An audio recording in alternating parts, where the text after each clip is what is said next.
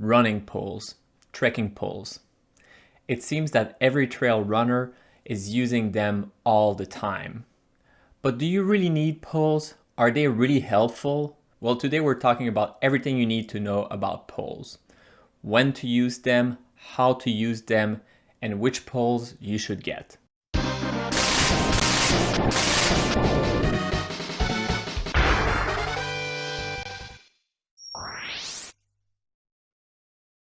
Hey, Simon here. Welcome to my channel.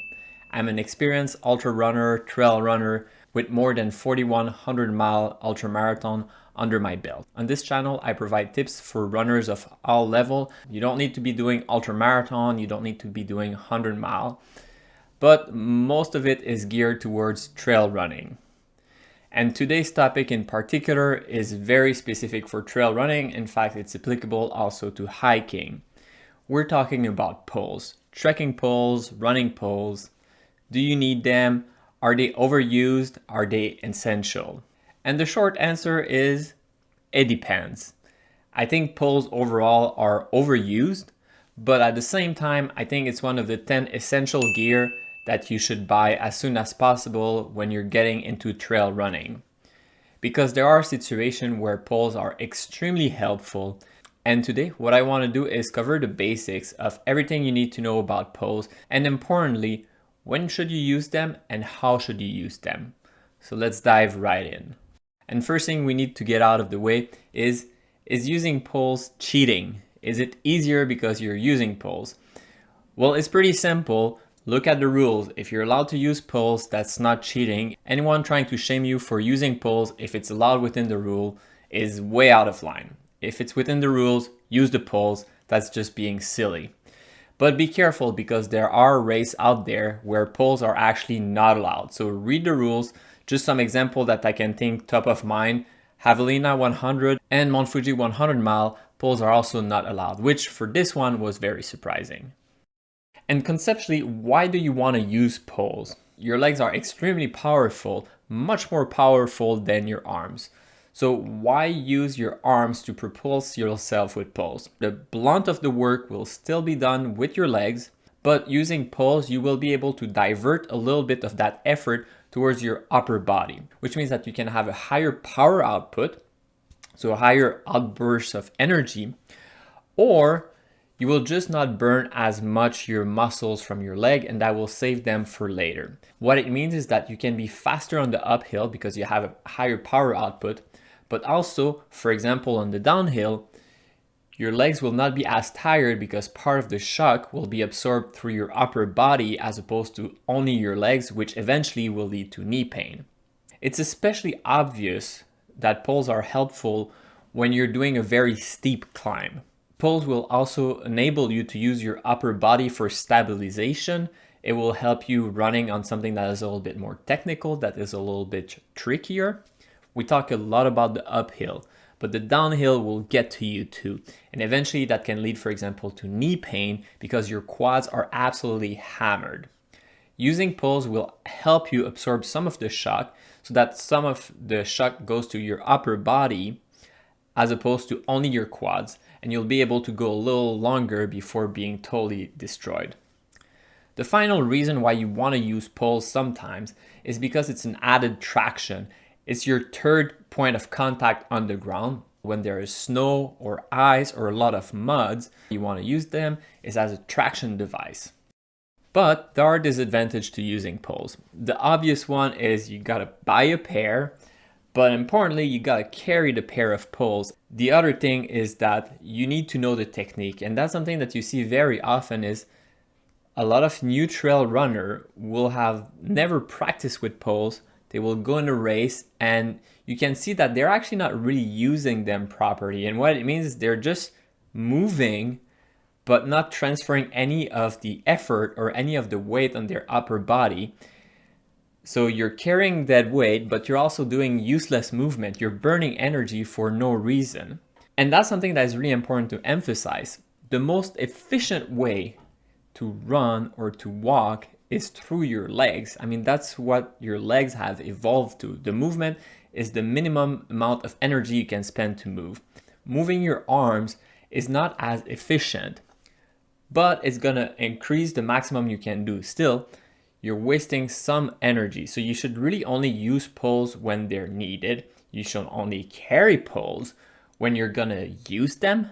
And if you carry and use poles, you should know how to do it, and you should practice in training, not just on race day.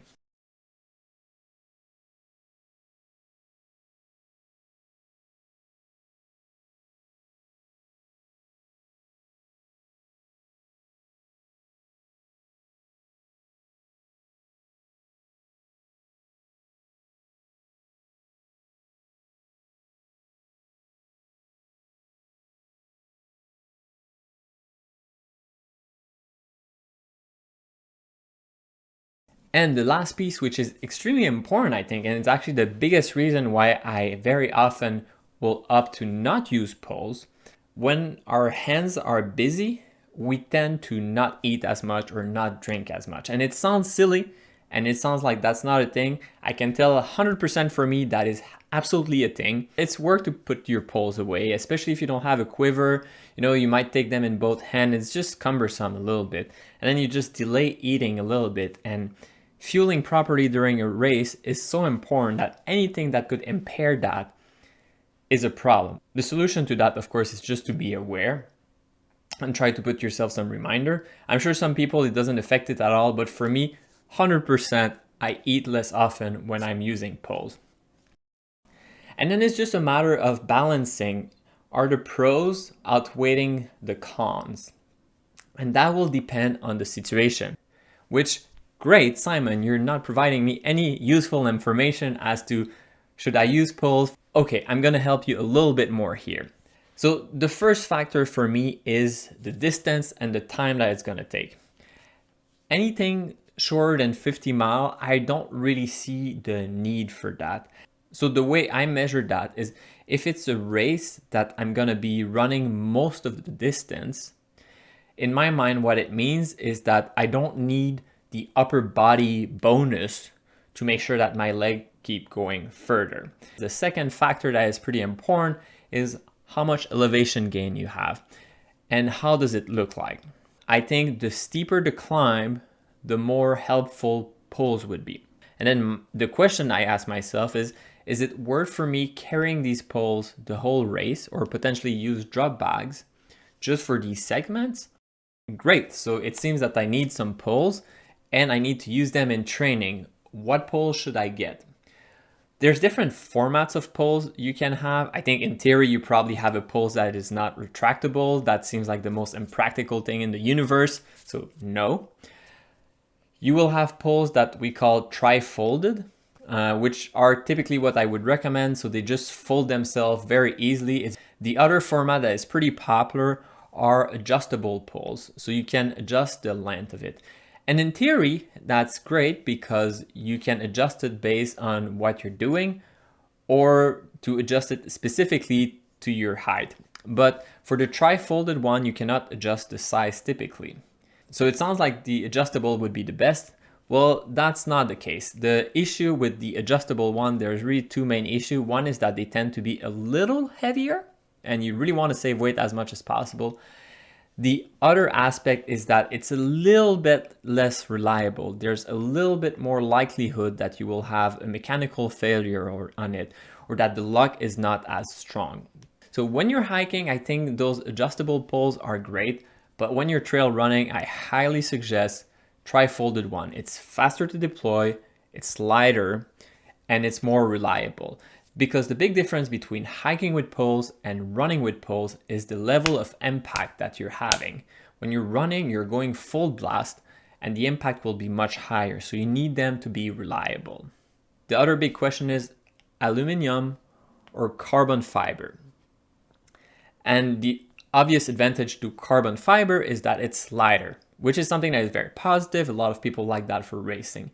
But it's not like the aluminum one are super heavy. And I tend to favor aluminum pole myself because I've had failure with carbon fiber and I feel that the trade-off between reliability and lightweight, I really favor reliability Carbon fiber are extremely popular, especially with pro runner, especially with people that really want to go as fast as possible, or especially if you really want to save the weight. Price-wise, it's pretty similar. Aluminum is slightly cheaper, but it's just a little bit cheaper, so money shouldn't be your driving factor there.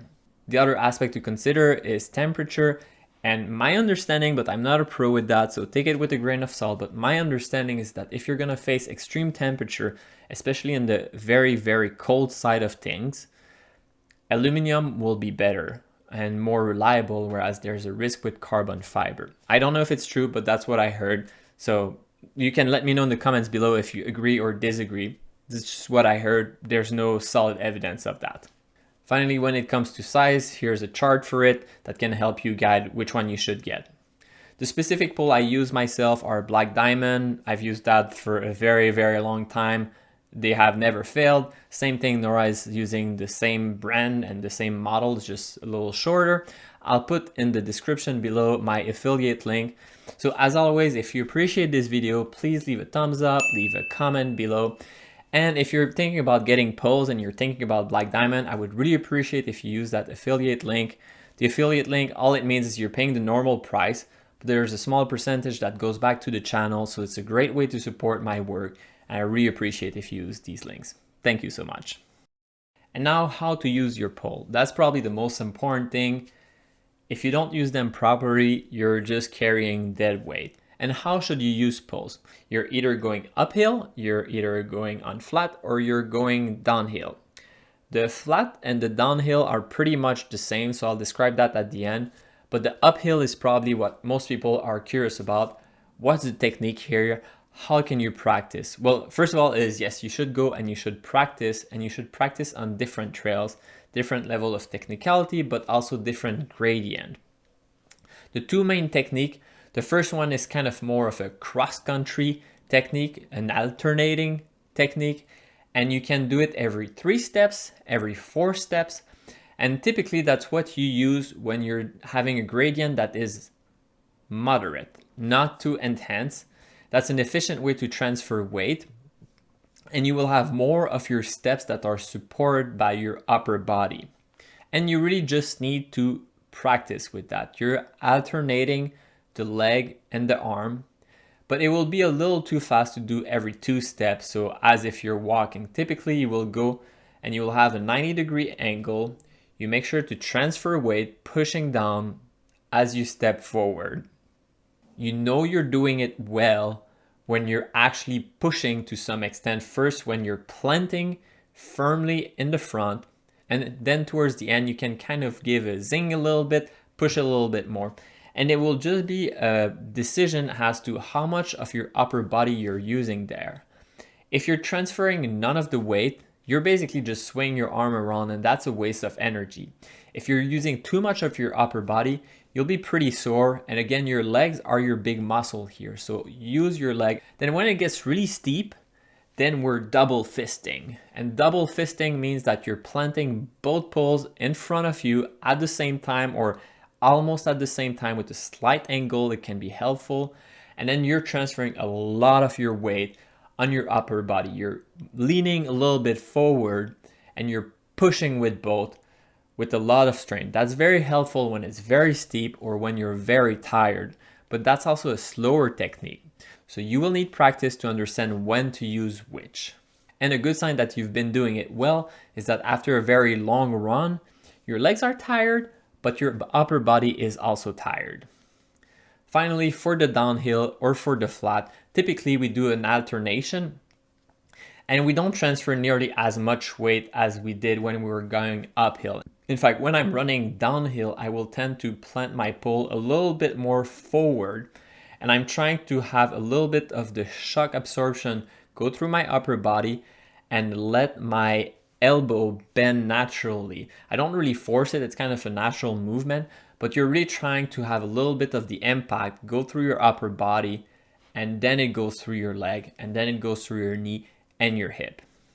Finally, the last tip I would give is that it can be a good idea to have some gloves even during the day. So gloves that are a little bit lighter, not necessarily very warm, but more to protect your hand from blisters. And that's it, folks. Everything you need to know about using poles in trail running. I personally use them probably half of my race. You can see it, and I will only use them for specific segment where I know it's steep, when I know there's a lot of climbing and a lot of downhill. I'm very used to using them, so I don't need to practice with them. In training, I never use that anymore. But that's also because I come from a background where I was cross-country skiing and I was hiking a lot. So that's a movement that is pretty natural for me. If you're not used to that, I really suggest go out there, go on trail, practice with them, practice, practice, practice until it becomes natural. As always, thanks for watching. If you appreciate this video, please leave a thumbs up. And I put affiliate link in the description below. I've used Black Diamond for the past 5 or 10 years. They're absolutely amazing poles, absolutely no complaint. Thanks for watching and see you next time.